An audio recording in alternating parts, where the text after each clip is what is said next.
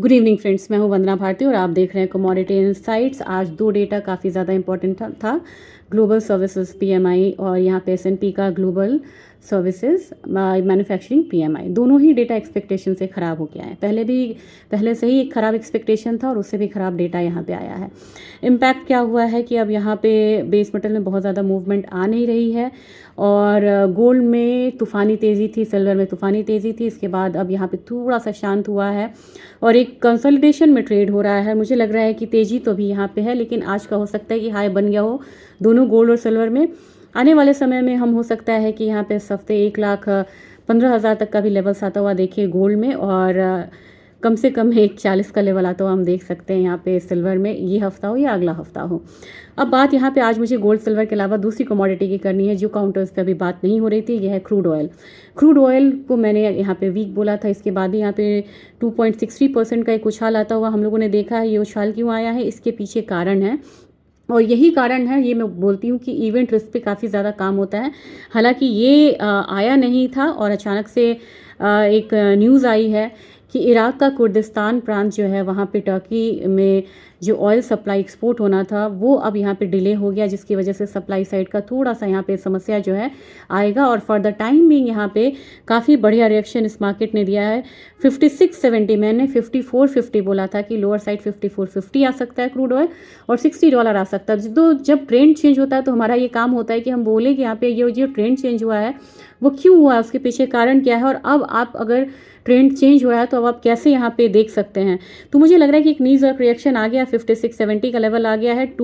अगर dollar term से बोले तो $63 से ऊपर ट्रेड हो रहा है, $64 $65 जा सकता है क्रूड ऑयल, वहाँ पे एक हॉल्ट होगा। तो एक थोड़ी तेज़ी और आ सकती है 5700 5720 तक, फिर मार्केट में एक पॉज आएगा। तो जो लोग बाय में हैं उनको प्रॉफिट बुक करना चाहिए सेफली, क्योंकि ये एक सप्लाई टाइटनेस की बात यहाँ पे हो रही है। लेकिन अगला ही हफ्ता अगर आ गया कि चलो भाई अब सप्लाई साइड स्मूथ हो सकता है तो प्राइसेस फिर से ब्रेकडाउन लेगा। दूसरी बात यहाँ मैं नेचुरल गैस के बारे में करना चाह रही हूँ। नेचुरल गैस के बारे में मैं आपको डैशबोर्ड के साथ यहाँ पे किसी छोटे वीडियो में समझाऊंगी, लेकिन फिलहाल मुझे आपको यही बोलना है, नेचुरल गैस में 2.63% की तेज़ी आई क्रूड में, लेकिन नेचुरल गैस ने रिएक्ट नहीं करा। एक रेंज में है 2.81 के करीब है, तो अभी ये रेंज आपको रहेगा $3 से लेके $2.65 तक का। कमज़ोरी क्यों है यहाँ पे, क्योंकि यहाँ पे जो प्रोडक्शन है वो रिकॉर्ड लेवल पे है यूएस में। हालांकि एलएनजी का रिकॉर्ड एक्सपोर्ट भी यूएस कर रहा है, जिसकी वजह से डाउन साइड थोड़ा सा यहाँ पे लिमिटेड है। लेकिन मुझे अब यहाँ पे ये भी लग रहा है कि जो इन्वेंट्रीज़ है वो बहुत ज़्यादा बढ़ी थी।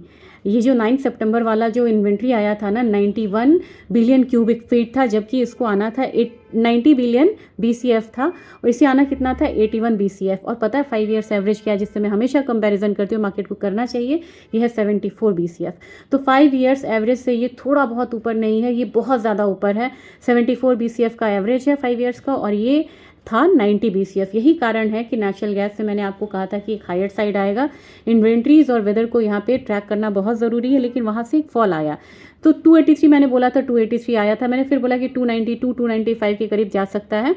तो अब हम इन्वेंट्री को ट्रैक करके फिर से यहाँ पे कोशिश करेंगे कि हम ट्रेड करें, और लोअर साइड इसने 250 यहाँ पे बनाया है। तो मुझे लग रहा है कि आने वाले समय में एक जोन आपको देखने को मिलेगा 242 से 265 वाला, और इन्वेंट्री को ट्रैक करना ज़रूरी है। अगर इन्वेंट्री कम होती हुई नज़र आती है और पैटर्न यहाँ पे वेदर पैटर्न थोड़ा सा मतलब कि ये जो कूलिंग डिमांड वाला जब समय आएगा तो नेचुरल गैस फिर से एक मूव लेगा।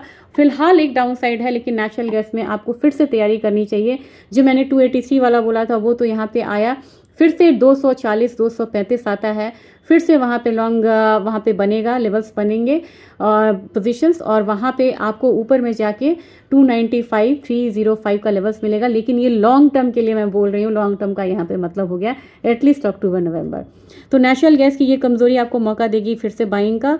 क्रूड में जो बाइंग है ये कल भी हो सकता है कि कंटिन्यू रहे, और इन्वेंट्री ट्रैक करके मैं आपको बताती रहूँगी। ये आज का अपडेट था। गोल्ड सिल्वर में फिफ्थ पोजीशन नहीं लेना है बिल्कुल, ये मेरी रिक्वेस्ट है, मैं यहाँ पे राय नहीं दे सकती। Thank you.